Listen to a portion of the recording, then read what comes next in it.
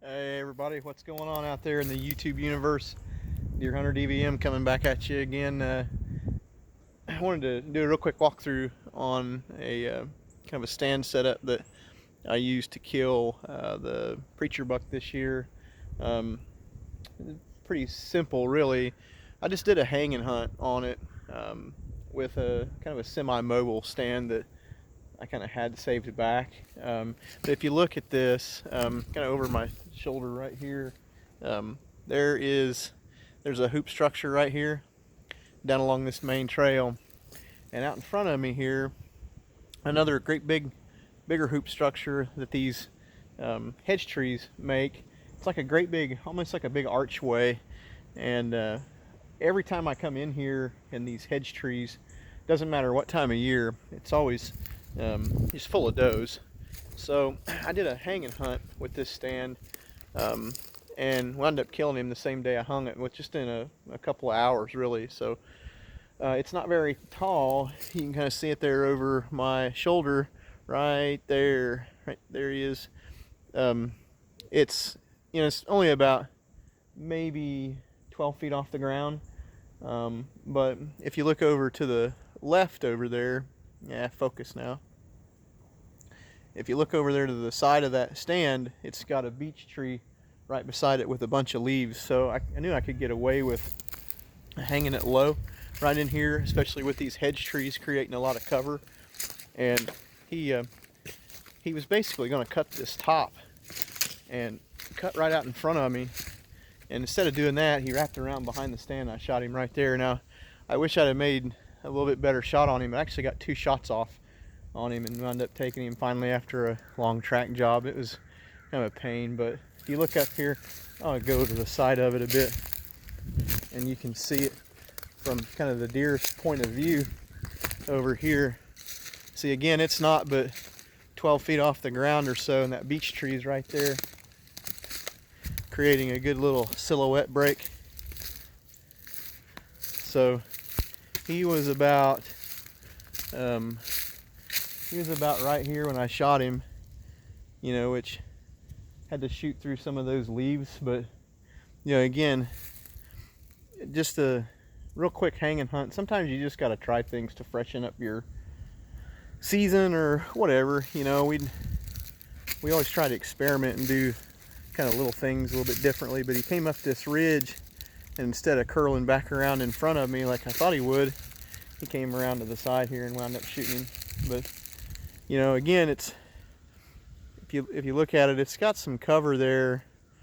It's pretty hard to beat, really. And I'm just gonna, truth be told, I'm gonna leave that sucker right there. I'm not gonna move it. Ain't no need, because I just pulled a camera here that's been here since, I don't know, probably 1st of January or so. And so I've got plenty of data to see if other animals are using the site like I think they are. And again, if you look out in front of, now we're out in front of the stand now.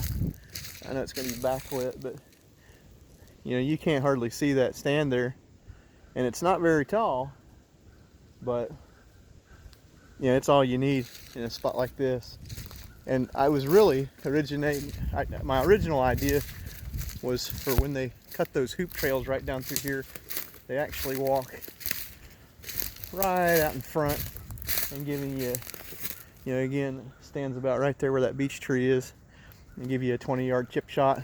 Well, I wasn't in here long enough to make that happen, but if you walk around all that stand is covered up real well. So I guess the point I'm trying to make here is I used to really get flipped out about wanting to be in this spot, and I want to be 20 feet, 22 feet, 25 feet. You don't need all that shit. You just need the right tree and the right setting. And again, if you look over my shoulder there, that beech tree is covering you up all but your waist, and it's dynamite. I love this spot. So what I'm in here doing is just pulling this camera, seeing what kind of other animals have been using it, and I'm gonna probably come in here in the next month or so and trim me a nice, easy little walk-in trail to to come in the back door and hunt on a north wind and or a west wind as well. So, but you know, again, I used to think guy had to get 20 feet tops or a minimum, I mean, to even kill big deer. And you don't really need that. That's bullshit. You just need the right tree, the right trail, the right cover. And truth be told, you really need the right stand. I could take or leave those muddy stands. They're not as adjustable and friendly as those lone wolves are, but you know, I made it work. I had most of my lone wolves already deployed by the time I needed to get in here. But crashing doe bedding areas is like one of my absolute favorite kill them every year techniques. Is just figure out where the does live and go in there and cram it right down their throat. And it doesn't really matter if you blow all the does out. You know, I mean, it's not ideal, but you know, if you blow some does out, big whoop.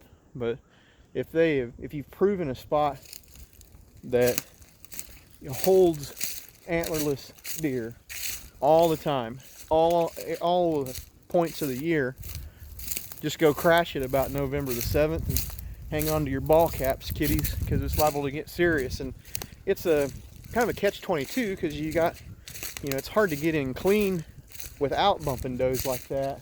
But if you go in like I did there with that stand, I went in about I don't know, 10 o'clock in the morning after a good solid rain, so it was fairly sneaky getting in and out. I didn't bump anything, hung it, hunted it, and killed in about 2 hours. So kind of a wacky deal, but you know, during the rut, that's absolutely one of my favorite techniques to kill a big deer. You know, is just figure out where the slickheads live, go in there and crash the party, and maybe you'll kill one. So that's it.